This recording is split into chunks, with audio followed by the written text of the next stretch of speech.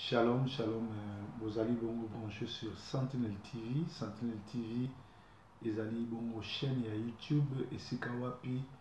Chaque jour, tu es la rabino numéro à Sika. Il y a révélation numéro à Sika. Il y a visitation numéro à Sika. Il y a matéato, il y a information, il y a Congo. Les lots, naïe, qu'on parle sur vous recevrez une puissance. Vous recevrez une puissance. Le plus grand problème que nous vivons aujourd'hui, parce que les gens n'ont pas reçu la puissance que le Seigneur a promis à ses disciples, à ses témoins.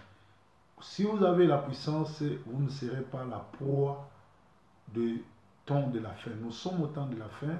La Bible dit que vers le temps de la fin, les gens seront ennemis des gens de bien, irréligieux, ils aimeront le plaisir plus que Dieu. Ils seront dans les églises, mais vont suivre de faux prophètes et tout cela, vous les connaissez, vous les vivez. Mais si vous êtes victime, si vous êtes leur proie, c'est parce que vous manquez le Saint-Esprit. La crise actuelle, comme celle des siècles passés, a atteint des dimensions inquiétantes et en social, en sciences, en économie, en politique et dans l'Église. La cause principale de cette débâcle multisectorielle étant la faillite d'un leadership efficace, nous avons les nobles tâches d'informer, déformer et de promouvoir tous ceux qui dirigent les différentes couches de notre société, un leadership taillé sur le modèle de Jésus-Christ, le leader par excellence. Jésus-Christ est leader par excellence. Ça, c'est un message de Moïse Chimbumbu, Mwanangola, le pasteur qui a régi le syllabus ou la manifeste de l'armée de l'Éternel. Le pasteur Moïse Chimbumbu, c'est un grand formateur des leaders. Moi, je sors de cette église, de cette école-là, de formateur des leaders. Voilà pourquoi je viens vous parler sur cet enseignement. Alors, ce sera bilingue. Des fois, je serai en lingala et d'autres fois, je pourrais se parler en français pour une bonne compréhension. Comprenez que nous faisons la symbiose de parler allemand, anglais, français, lingala, kikongo, un peu de swahili. Et vous savez, au fil du temps, nous perdons notre langue et puis nous perdons le français, nous le mélangeons avec l'anglais. Tu comprenez, mais je ne suis pas là pour vous donner des cours de langue, mais je suis venu vous parler par rapport à l'esprit, ce qui nous pousse à connaître. Vous recevrez une puissance. Là, je vais aller lire sur notre syllabus de l'école des leaders de l'armée de l'Éternel. Ici, la Bible déclare: et voici, j'enverrai sur vous ce que mon Père a promis. Mais vous restez dans la ville jusqu'à ce que vous soyez revêtis de la puissance d'en haut. Ça, nous sommes dans Luc 24, 49.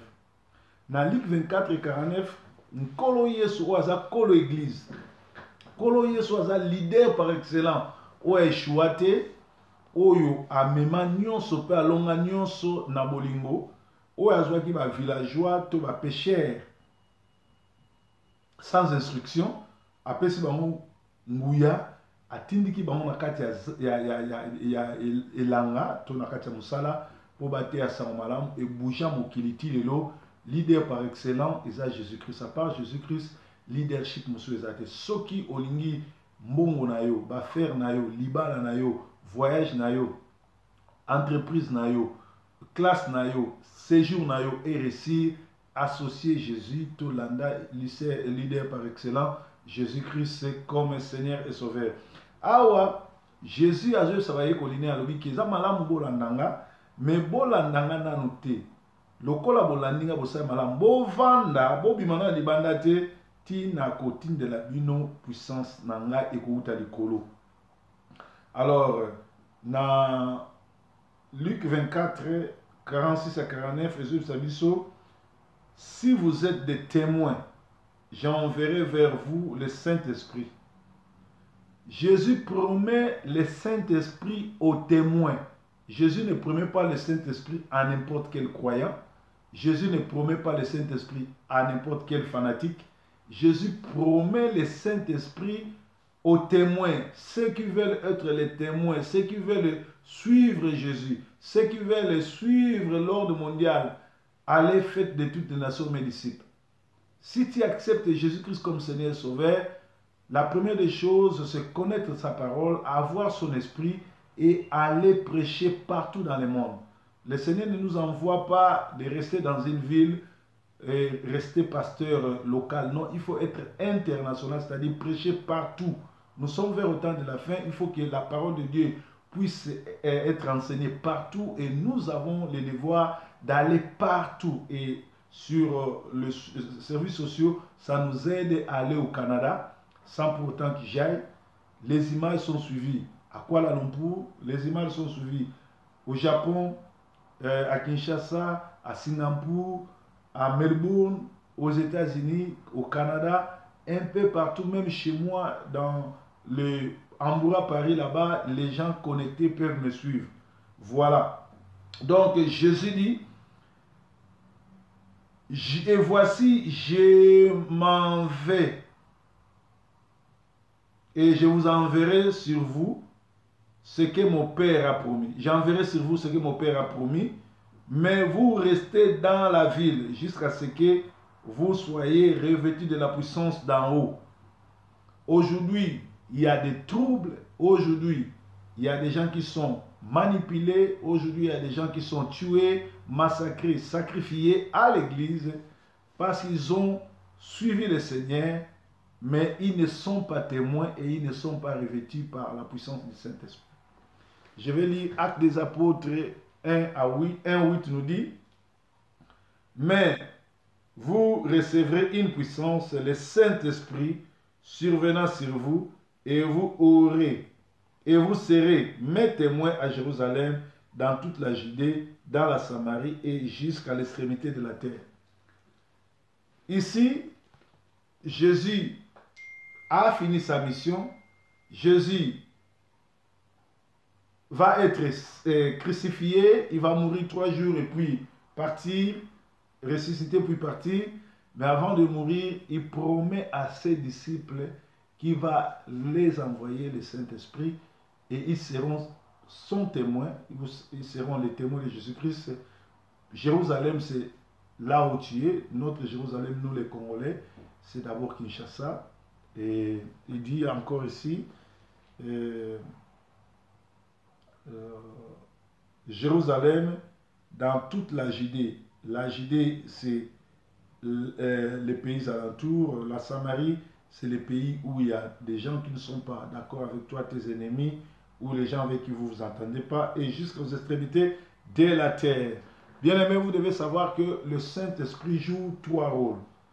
Première chose, le Saint-Esprit te révèle Christ, te révèle la personne de Jésus-Christ. Tu ne peux pas servir Dieu si tu ne connais pas qui il est. Pour mieux servir le Seigneur, il faut le connaître. Parce que Jésus, quand il arrive, il change de nom. Il est Elohim, il est El Shaddai, il est le Dieu de la paix, il est aussi le Dieu de colère. Il faut savoir quand est-ce qu'il est le Dieu de la paix et quand est-ce qu'il est le Dieu de colère. Quand Adam et Ève ont péché, Jésus est descendu comme le Dieu de la paix. S'il était descendu comme le Dieu Tout-Puissant, il allait le foudroyer, il allait le tuer. Alors il faut connaître ces nuances-là pour servir le Seigneur. Si tu ne connais pas quand est-ce qu'il est le Dieu de la paix et quand est-ce qu'il est le Dieu miséricordieux ou quand est-ce qu'il est le Dieu qui détruit les gens, le Dieu Tout-Puissant, tu ne sauras pas comment marcher avec le Seigneur. C'est-à-dire la première des choses, le Seigneur, le Saint-Esprit te révèle la personne de Jésus-Christ. Le Saint-Esprit te révèle les péchés. Vous devez savoir que si nous ne nous repentons pas, si nous ne cherchons pas la sanctification, personne ne verra Dieu. Ceux qui ont mis pétolité, ceux qui ont tiki mbindoté, moto mokote akomona nzambe. Bible lobi moto nyonso aza moto na masumu, mais moto akomona nzambe ezali moto oyo ami pétoli. Alors, rôle à Saint-Esprit et à liboso et à révéler aux personnes à Jésus. eyaka ko révéler yo via masumu fotika pe Saint-Esprit ezaka justicier. Saint-Esprit soki yindeli yo lera kitaka soki bakoseli makambo kaka mpona ko innocenter yo soki oza na raison oza na ba problème akitaka na moto mpona ko détruire. Alors Yesu azoyebisa bato bayambi ye bato balingi ye alobi avant kota na mosala yambana nunguya na ngai parce que na se ya mokili toza na guerre contre les diables. Le diable rôde tout autour de nous pour nous détruire. Soki ozali Saint-Esprit bakoyela yo idéologie ya kosimba kisi mpo bandosala miracle na kombo ya Yesu eloko oyo ezali mabe mingi parce que Yesu ye moko amileka deja mbeka makila na ye deja etanga yo mosali na nzambe yo mwana na nzambe oza so na droit te olekisa koko na yo papa na yo mama na yo mpo ozwa nguya mais soki oza na Saint-Esprit te bakokosa yo bapaster gege bapaster formation bakoyebisa yo bima kana bana 15 ans ba vierge église bima na basi ya bato sacrifier mwasi na yo sacrifier mwana na yo simbisa sala alliance boye yaka ba initier yo po yo obonga na vie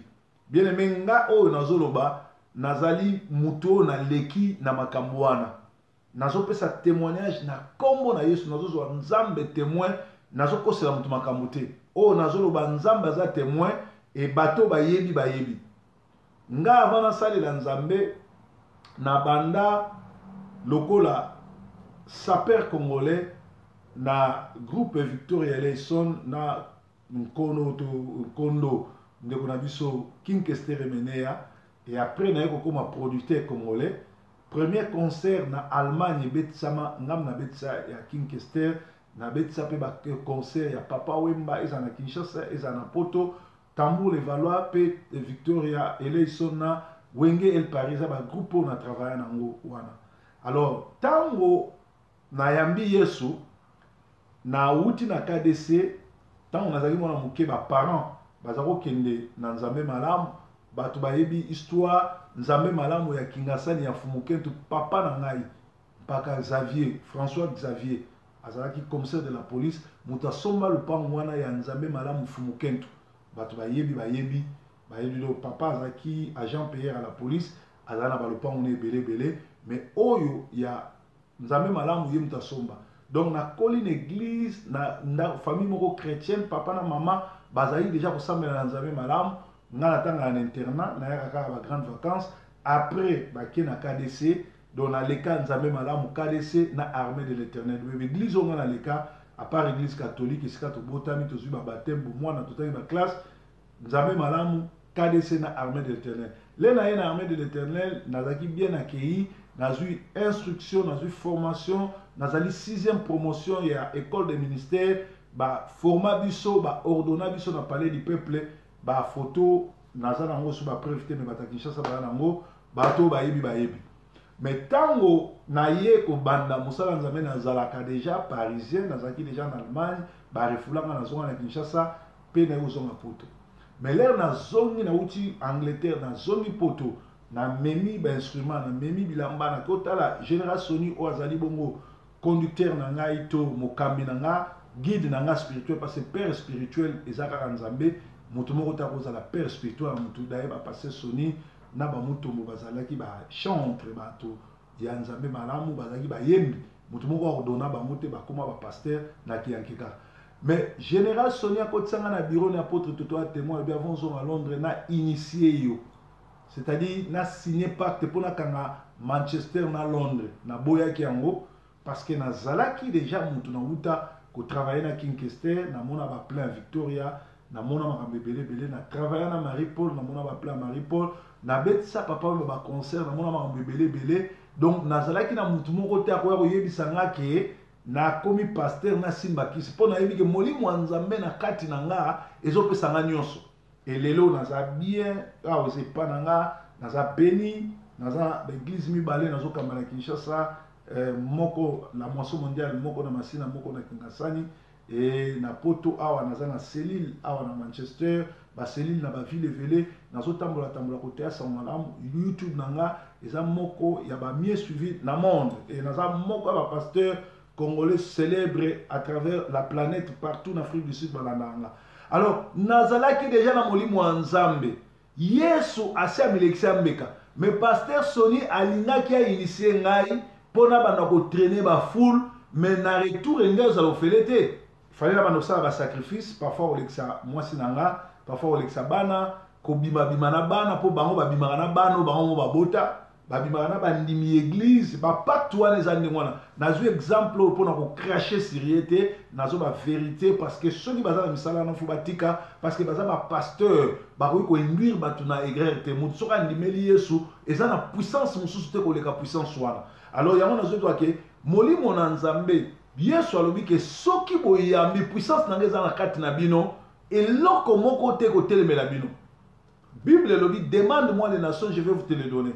Lelo oyo toza na ba séjour ya mboka oyo na kokende partout sans visa na compte na bank na mutuka eza sous l'excité kolate eza sous l'excité na kowa kutu ko aider bandimi alors na simba suta na Nzambe te ezali kaka makila oyo Yesu atangisa na Golgotha lobai tout est accompli yango zo accompagner alors tala ba pasteur mususu alingaki amema ngai na alliance mususu et pourtant makila ma Yesu puissance à Saint-Esprit eza na kati nanga ezopesa nga nyonso wana neti lelo bakomko bimisela bato lokola ba Léopold Mutombo bazobimisa bato ba miselekete bazobimisa bato magorodo parce que babunga nzela ba démoniaque ba démon et puis la plupart ba pasteur wana ba Kinzamina ba Sonika Futa ba Mutombo ba Olangi Genre wana nyoso to ba ce sont des sorciers ba bimaka na butu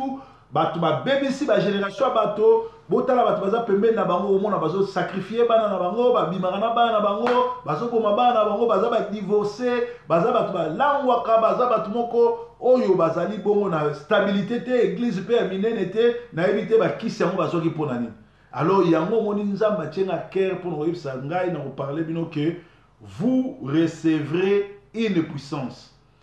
Nguya ya Nzambe ezali puissance que font le lola ezali puissance que font le monde ezali puissance que font le bozui ezali puissance que font le nyonso alors awa bazo sabiso boye que si vous êtes des témoins j'enverrai sur vous le Saint-Esprit et le Saint-Esprit te protégera malgré il y aura la persécution il y aura des aventures il y aura des sabotages, il y aura des déceptions, les gens vont te haïr, les gens vont te décevoir, mais le Saint-Esprit te protégera. Et voici, j'enverrai sur vous ce que mon Père avait promis, mais vous restez dans la ville jusqu'à ce que vous soyez revêtus de la puissance d'en haut. Et la Bible dit, vous recevrez une puissance qui va vous donner le pouvoir d'en haut. Les lois va te belé un problème. Au cause d'une église, 2000 personnes, 50 000 personnes, aux autres on a jet, bah même on a bagarre de corps, mais aux angangouya Nzambe, aux angangouya Nzambe. Or, au Koribo comme Moussali Nzambe, au Koribo comme Mouana Nzambe sans nguya. Soko zali nguya Nzambe okosimba kisi okobimana mama na yo okobimana bana yo moko boti okobimana bandimi na église okokoma ndoki posomba jeep posomba ndaku posala plein na stade la plupart ya bato nyonso tout okomona bango vi na bango eza via ba concurrence bali kosala plein na stade mais litoma moko ezate bani kozana église a minene omone bani minene après fio tuki ekomuke ba ozana mituka après bani kokufa suka nango bakolekisa bandeko na bango bakobima na bandeko na bango basi bakobima na bano bango baboti bakosacrifier bandimi bakobanda kobima na basi ya bakolaborateur na bango kobima na bafi église kopesa bango malade kolekisa bango pe na suka nango bake na life yango na moni awa biso bana na Nzambe esengeli toyeba principe il y a humilité. Contrairement à ce que l'opinion profane croit, L'humilité est loin d'être une faiblesse, mais elle est une grande puissance de leadership. Dieu résiste aux orgueilleux, mais il fait grâce aux humbles. Jacques 1,6. Mosali na nzambe il faut azala na humilité. Humilité sa faiblesse te mais ali grande puissance ya leadership. Parce que nzambe a résisté à orgueilleux. So moni mosali na nzambe akomi kosala makambo mpo na orgueil, mpo na kokumisa ye, et que l'église na ye kombo ya Christ ezali au centre te. L'église de Christ doit être christocentrique. Tout doit être centralisé sur Christ et non sur moi et non sur le pasteur. Mais aujourd'hui, parce que bato bazangi puissance du Saint-Esprit, parce que bato bazangi nzoto, parce que bato bazana musulu, yango moni lelo ezomema bango nde mwana. Nzamba za mubateli, nzamba za mutumboli. Une fois élevé au rang de leader, chaque dirigeant est exposé à la tentation de l'orgueil, surtout quand son leadership connaît un succès florissant, et c'est le début de la chute, car les sages disent l'arrogance précède la ruine et l'orgueil précède la chute. Proverbe 16, 18. Vous recevrez une puissance.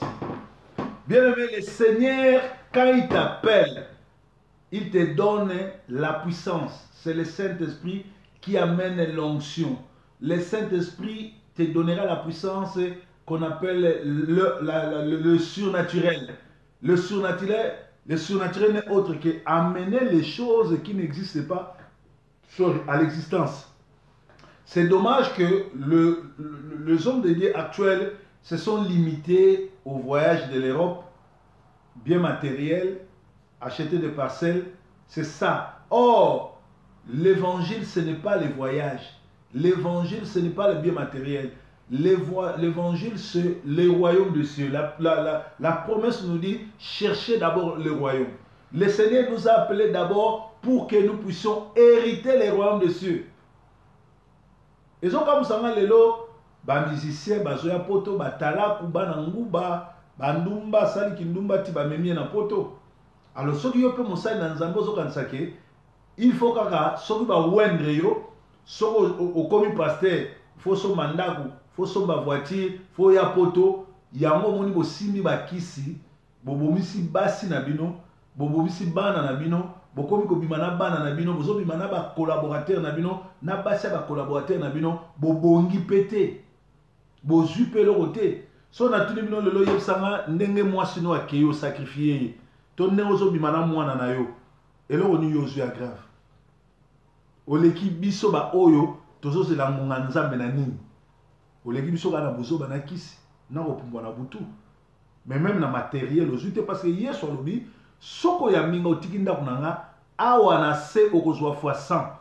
Ndeko biso totika muyibi totika kimobulu totika kindumba toya na nkolo Yesu tozwi fois 100 toza béni tozali bien toza ba millionnaire te mais toza béni et mbongo nzamba azopesa biso tozozongisa ngo na misala na ye na kopambola babola na kopambola ba orphelin na kopambola boprimé na kosungaka bato na kokabelaka bato na niveau oyo tokomi nango tokomi na ba niveau kokabela bato ba mituka ya $12,000 au sombia au tien na mai au dédouané au pesi mutu parce que comprendre que tout est vanité de vanité na yaki ne lamba moko na yaka bolumbu moko na okufa na okela bien matériel te o nzamba pesi na fo église profiter nango lelo to komi ko pambola l'église ba pasteur baza na se na biso tozo pambola bango biso to mona te na bakambi na biso nga awa naza très reconnaissant na mokambi na nga pasteur Sony a lancé na télévision a salilanga libala kitoko na India na futaka te le côté no studio la ibongo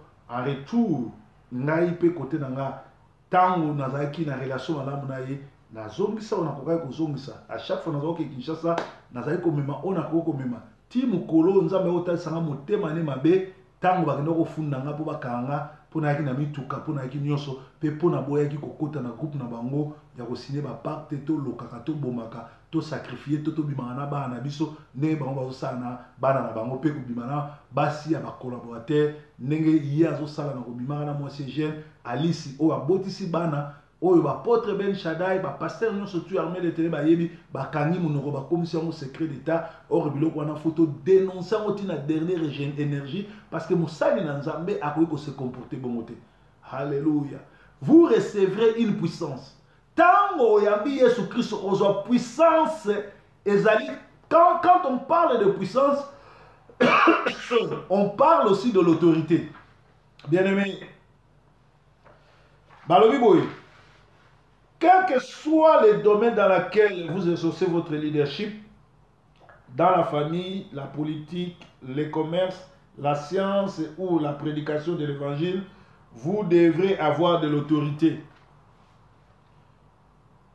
Jésus, ceux qui l'écoutaient, s'étonnaient et posaient des questions comme celle-ci.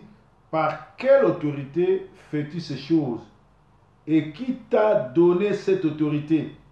Il demandait à Jésus. Allez voir ça dans Matthieu 21, 23. Après que Jésus eut achevé ses discours, la foule fut frappée par sa doctrine, car il enseignait comme ayant l'autorité et non comme les scribes. Matthieu 7, 28, 29. Oyebi na makambo autorité, tozali bongo na la police, tozali bongo na ba roulage, tozali bongo na ba commando. Police routière, to ba roulage, okoki kotinde jamais na guerre. Mais musala na ye ezali ko régler circulation ya mituka na nzela. Et police oyo ya balabala aza différent na commando. Eza ndenge moko na puissance. Mutu oyo ayambi puissance en Nzambe, ayambi Nzambe comme Seigneur Sauveur, Nzambe apesi pouvoir, apesi autorité ya kobenga na ba démon, ya kofongola likolo, ya kofongola na se, ya kopesa mitindo, ya kopambola. Yango moni biso bato lokola biso oyo soko tumboli biso na fongoleli olola, lole kita epinir yo. Mosali na Nzamba solo atambola na ba promesse oyo ezali bongo na Actes des Apôtres 12, 1 à 3. Je bénirai ceux qui béniront Abraham, je maudirai ceux qui maudiront Abraham. Bat lokola biso ba loin de Dieu. Soko bani ko maudire nga, tu te maudis toi-même. Soko bani ko bénir nga, tu te bénis toi-même. Yango bat lokola biso lokola toza na autorité, na flataka mutu te, na lukaka rapete mutu atianga à l'aise, na lukaka rapete mutu asalanga faveur. Période moko na ke na Brazzaville, ba période nazo lukana zo ngapoto, ba ezalaki pasi po ba ya mangai na église armée de l'Éternel na Brazzaville. Même po ba tika ote eza pasi. Ba compliqué aux tâches. Mais nous avons raté, nous avons salaire. Sony, que pasteur y a armé le ténèbres à salir à terre raté, bah oui, le col à bateau, et ça la Sony, tout tique là ta kilt matinale. Na sala kilt matinale il y a 7 jours, na 7 jours wana, nenge musale bandaki na mukola liboso na mukola suka, bato ba mona nguya nzambe nzoka secrétaire ya sasu azaki kuna na kati ya kilt matinale. Mukola liboso na tei nguya nzambe touché apesi portable ya grave koleka mukolo église azaki na mote ya bibale tina suke komaki abimisi misolo abimisi mambebele ebendi conflit soki yo ozali lelo banzambe ata bato batio bakal bako salaire moko le bako tikelo yo beti efongolo yo bikuke pe et lancer masolo no mbala moko. Alors autorité est très important. Autorité za koganga te, autorité za ko manipuler batute, autorité ali na Manchester, na yamba bat ko uta Canada baye aw, na yamba bat ko uta France baye aw, na yamba bat ko uta Belgique baye aw, na yamba bat ko uta un peu partout Espagne na wap, bamsu bazwa poto sambela, bamsu bazwa po bapambulanga, bamsu bazwa consulter nga, bamsu ba na posa ka ba monanga, bamsu ba na posa to sala be mission. Voilà l'autorité en Zambie, c'est ça ministère. Ministère ezali ko za l'église moko ya 10-15 personnes te, ministère ezali il faut mokili momime yo kayo au sali vidéo après une semaine 20 000 personnes balandio, 1000 personnes balandio, 500 personnes balandio, message aux autres la paix aux impacté na bongo ya batouana. Voilà, c'est ça qu'on appelle avoir l'autorité. Vous recevrez une puissance, cela veut dire qu'on reçoit autorité, ya ko benga na ba démon. Autorité yeso apesi biso te ya ko tuna ba démon ba question, ya ko converser na ba démon, mais ya ko pesa bango autorisation okeni. So que l'église au moni pasteur azo soana ba démon, azo tuna ba démon, azotuna bango azosala nécromancie. Donc oza déjà na kati ya malédiction parce que nzambe pouvoir na ye eza na esika moko te kotindika biso tosololaka na badémon, mais il faut topesa bango ordre tokende. L'autorité c'est quoi? Connaissant la définition de l'autorité, le centenier dit à Jésus, car moi je suis soumis à des supérieurs et j'ai des soldats sous mes ordres. Et je dis à l'un va, il va, à l'autre viens, il vient. Et à mon serviteur fais cela, il le fait. Matthieu 8, 9. Centenier a expliqué autorité. Ayebisi yeso alobi yo ko se déplacer te. Loba li loba, mosali na ngesika azali obika. Bien aimé na ngongo yo, tozana posa ba pasteur o bazana autorité. Ba oyo baza revêti na puissance de Saint-Esprit, oya ko manipuler ote, oya ko loba. Ngane na zabo ya chaque fois na voyage aka. Bo mona nga na Air France, mbongo bima na poche na ngate. Ezana batu ba futaka ba billet. Nazana sœur na nga moko azaka na Lyon, sœur Marie. À chaque fois son il a voyagé, a tiaka 500 € pour na billet na nga. Nazo kumisa été mais nazo pesa témoignage. Na senga sœur wana mbongo te. To tikala pe ko mona na été. Comme ezana ba sœur rebelle na Allemagne na wa ba pesa ba dim na bango États-Unis. Ba sœur rebelle na ba pesa ba mbongo, ba sœur rebelle na Suisse. Na boy ko tanga ba kombo parce que ba msu baza ba na famille Mobutu, ba msu baza ba na famille Mama Bobila Dawa, ba msu baza ba na famille ba to kala oyo ba sala politique. Lilo wala nzambe toucha bango. Oyo na mona te na senga te pasteur nzamba tyenga ke chaque mois na banotia autant pour osunga l'église Afrique. Chaque mois na banotia autant parce que soko za na autorité. Nzambe abano toucher bato ba ko bénir yo. Ngana mona nazana mutuka te mutu aye na mutuka awa jeep ya 7 seat mutuka ngona tindeli yango baboti na ngai ezali nini comment on appelle ça Touareg pe na tambola ngo ezali Mitsubishi Shogun ba matu ba mona nga nango na pesa ka mbongo te tokutane na bisabi pasta neni nga bite mikolo na carte na zali kar na zali na cabine na carte. Abi pasta programme no lobi ande nga bite lobi journée manana na vanda bona moni abe nga pasta yaka na parking omoni mutuko fongola ya yo nzamba tushinga na pesa mutuko ezali na valeur 4000 livres. Donc ce qu'on a na autorité ozala manipulateur te na yo nzamba frère nzamba zo yebisanga sombelanga billet frère nzamba zo yebisanga sombelanga non yo lobi lisolo batu bazo molimo na nzamba zo ke toucher bango centenier ayebi yango. L'autorité est, après tout, la capacité de se faire obéir. De se faire obéir. Au moins, na Congo, tu as un dictateur Kabila, Joseph Hippolyte. Azana autorité te batwazo banga epo aroboma. Mais autorité a la capacité de se faire obéir sans manipuler mutu, sans otindikae, sans l'accès munduki. Les leaders se distinguent de la masse par l'autorité qu'il exerce sur cette dernière. Romains 13 parle de l'autorité. Que toute personne soit soumise aux autorités supérieures. Verset 1 et 2. Babi Moutounio surtout a la soumise na ba autorité supérieure. Si telle est la recommandation du Seigneur, nous devons conclure que la bonne autorité vient de Dieu, de qui vient toute bonne grâce, don excellent, comme une même source d'eau ne peut donner une douce et une autre amère en même temps. La mauvaise autorité ne vient pas de Dieu, mais plutôt du diable. Jacques 1, 17. Nous avons des sortes d'autorité. Il existe des sortes d'autorité. L'autorité interne et l'autorité externe. L'autorité interne, celle-ci est un charisme. C'est l'estime personnelle, la personnalité qui inspire confiance et le respect chez les autres. C'est l'élément qui caractérise tous les leaders charismatiques. Leader waza charismatique ya solo, azana estime moko yo moko omoninga zaka na moni mutu tokuta na balo sekaye moko. Amoninga balo sekaye moko. Amoninga azana posa toka nga photo. Ezate lokola ndenge bomoni muswa mibengi kombo charismatique. mais charismatique, il y a des démons. Parce qu'il y a des sortes de charismatiques. Charismatique, il y a un charismatique, il y a des démons. Oh, bon, il y a wana l'idée charismatique ya ki ndoki banda kala na mbujimai ba memai na poto fele ya mwa ça va aventure asali pe alakisi bino ke azali na e pasteur te azali aventurier. Je parle de faux charismatique Tchatumba. Alors, elle n'a rien à faire avec les signes extérieurs, stature physique, santé, position sociale.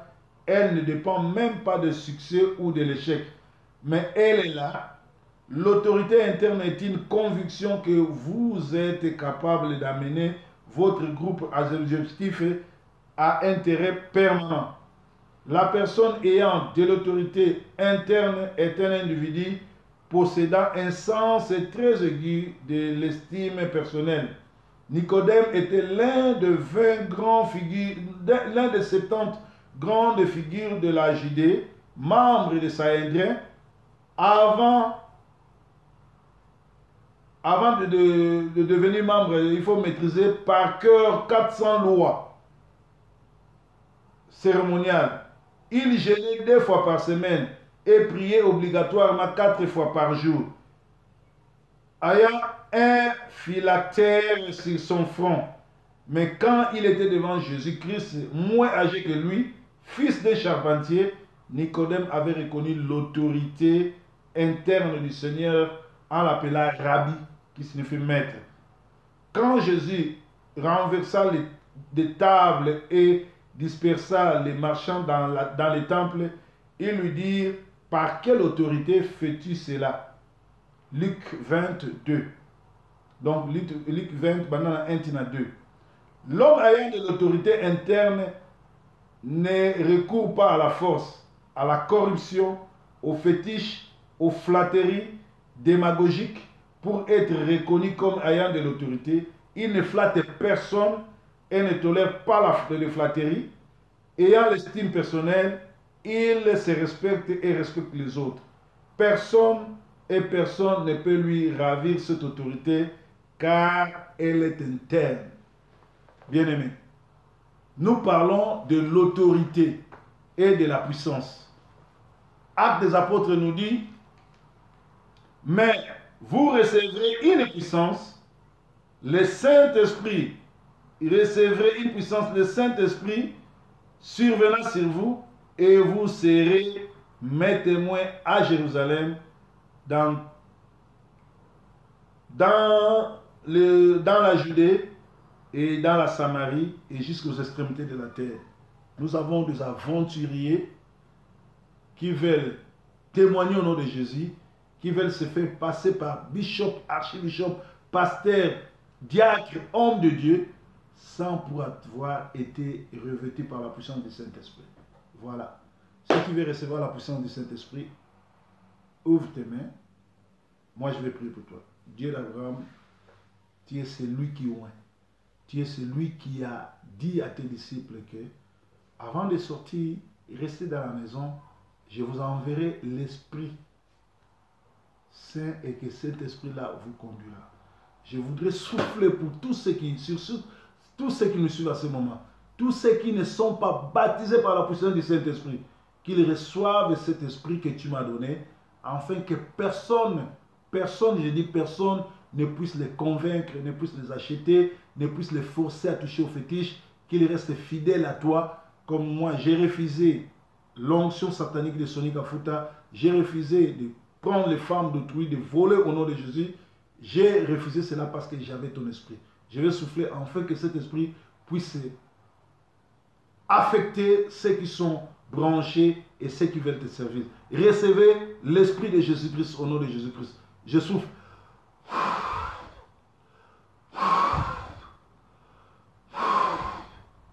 Soko ozalaki na molimo ya Nzambe, ozalaki na bomoko na nga, nguya wana ekota na kati na yo, ose distinguer, ozala HTT, ozala influence te, olanda exemple na nga, nakutanaki na ba pasteur ya minene, ba mibengi ba tata ya molimo, ba mibengi ba père réveil, mais ba banda église lokola ba chantre pa ya Mose Aidi na bala, metala ba pengwa, mutombo alobi azalaki mwana adi na bala mais akoki kojustifie te esika nini adi na bala abimisaki miseleke te to bangubu to mabangi na nzoto ya bato. Mais Léopold Mutombo lelo alobi aza mwana adi na bala azobimisa mabangi. Soni Kafuta autaki na armée de l'éternel na église ya musée adi na bala esika moko te adi na bala bimi na basi ya baserviteur ya bacollaborateur na ye esika moko te adi na bala bimi na bana oyo ya bota. Mais bango lelo bakomi kosala yango kolekisa basi ya bato kobima na bana na bango kobota na basi ya bakolagi na bango pe bazolinga koinitie bato baye kosambela na bango bapesa bango bondoki lokola bango. Nzambe amona bango, Nzambe ajuge bango, Nzambe asauve bango so akoki sauve bango so bakoki se repentir te kana na Nzambe kita na bomoi na bango. Ezaki bongo mateya na biso tongo lelo. Nzambe na nga azala na bino. Merci. Bye bye.